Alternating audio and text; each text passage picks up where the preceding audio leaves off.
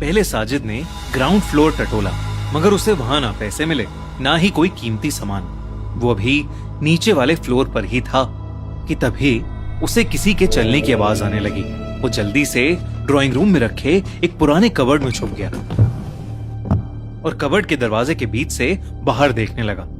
उसने देखा कि एक औरत सीढ़ियों से उतरकर नीचे आ रही थी और वो धीमी सी आवाज में कुछ बड़बड़ा रही थी।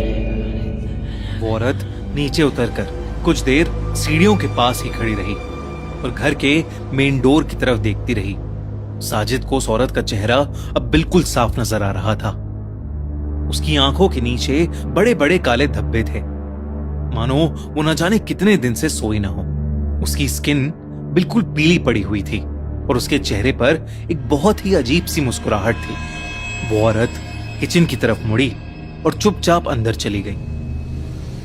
साजिद कबर्ड से बाहर आया। उसने अपने बैग से एक चाकू निकाला और उसे हाथ में पकड़े हुए ऊपर जाने लगा कि तभी किचन से उस औरत की चीखने की आवाज आई। साजिद एकदम से डर गया और वो जल्दी से दबे पांव किचन की तरफ गया। उसने देखा कि वो औरत एक कोने में बैठी रो रही है और उसके हाथ में भी एक चाकू है और वो उस चाकू से जमीन पे कुछ खुरच रही है।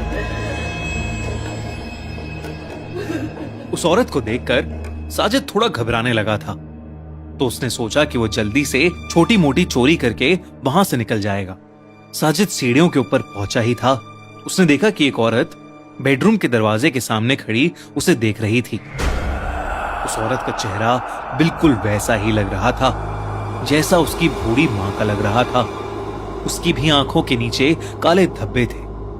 साजिद ने हाथ में पकड़ा चाकू उस औरत को दिखाकर डराने की कोशिश की, मगर उस औरत को कोई फर्क ही नहीं पड़ रहा था। अचानक ही वो औरत हंसने लगी और उसकी आंखें बिल्कुल काली पड़ गईं। वो हंसते हंसते बेडरूम के अंदर चली गई। जैसे ही बेडरूम का दरवाजा खुला, साजिद को एक बहुत ही गंदी स्मेल आई। जब उसने अंदर देखा तो उसके होश उड़ गए।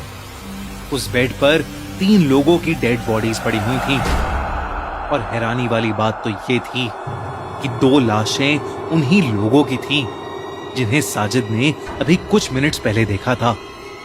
ऐसा लग रहा था कि जैसे उन्हें मरे हुए काफी दिन बीत चुके हैं, क्योंकि उनकी बॉडीज डिकम्पोज होने लगी थीं, जिसकी वजह से उनसे बहुत ही गंदी स्मेल आ रही थी। ये देखकर साजिद के रोंगटे खड़े हो गए थे। वो सीधा घर के बाहर भागा। उसने सोचा कि इस हालत में अगर उसे किसी ने देख लिया तो उसे चोर नहीं बल्कि खूनी समझा जाएगा। इसलिए वो सीधा पुलिस स्टेशन पहुंचा और उसने पुलिस को सब कुछ बताया। पुलिस की एक टीम साजिद को लेकर तुरंत उस घर में पहुंची। घर के मेन डोर पर और उस दीवार पर ढेर सारे खून के छींटे थे। ये देखकर सभी चौकन्ने हो गए और उन्होंने अंदर जाकर देखा कि वहां सच में 3 लाशें थीं।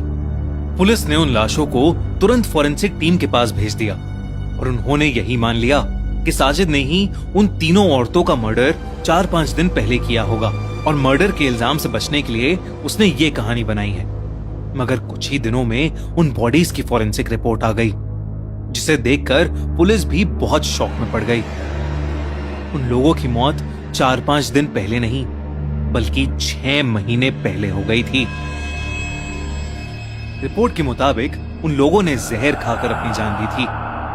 इन्वेस्टिगेट करने पर पुलिस को बेडरूम के पास से एक फिनाइल की बोतल भी मिली, मगर सबसे ज्यादा डरावना एविडेंस था काला जादू करने का सामान। घर में ढेर सारा तंत्र मंत्र का सामान बरामद हुआ था। उस बेडरूम की सीलिंग पर एक बहुत अजीब सा पैटर्न बना हुआ था, जो कि खून से बनाया हुआ लग रहा था। जब पड़ोसियों तक ये खबर पहुंची तो सबका दिल बुरी तरह दहल उठा। कोई भी मानने को तैयार ही नहीं था कि वो लाश 6 महीने पुरानी थी, क्योंकि पड़ोसी तो उस घर में रहने वाली औरतों को लगभग रोज ही घर की बालकनी में घूमते देखा करते थे। यही बात बार बार साजिद भी पुलिस से कह रहा था। कुछ लोग तो ये भी कह रहे थे कि लोग रोज खाना खाने के बाद टहलने बाहर आते थे और कई लोगों ने इनके घर में लाइट्स ऑन ऑफ होते देखी हैं। ये सब सुनकर पुलिस हक्की बक्की रह गई। उन्होंने उस पड़ोसी से और डिटेल में इन्वेस्टिगेट किया तो उसने बताया कि उस घर में 3 लोग रहते थे, एक बूढ़ी माँ और उनकी 2 बेटियां। वो तीनों ही बेहद अजीब से थे और किसी से बात नहीं करते थे। उस घर के ओनर विश्वनाथ की डेथ के बाद उस घर में अजीब अजीब सी चीजें होने लगी थीं। पुलिस ने अपनी फाइनल स्टेटमेंट में यही रिकॉर्ड किया कि उन तीनों लोगों की मौत 6 महीने पहले ही हो चुकी थी और उन तीनों की मेंटल स्टेट ठीक नहीं थी, जबकि नेबर्स और साजिद की स्टेटमेंट्स बिल्कुल अलग थी। 2002 में हुए इस केस के बाद से कुंदन बाग के इस घर को लोग विचेस लायर बोलने लगे।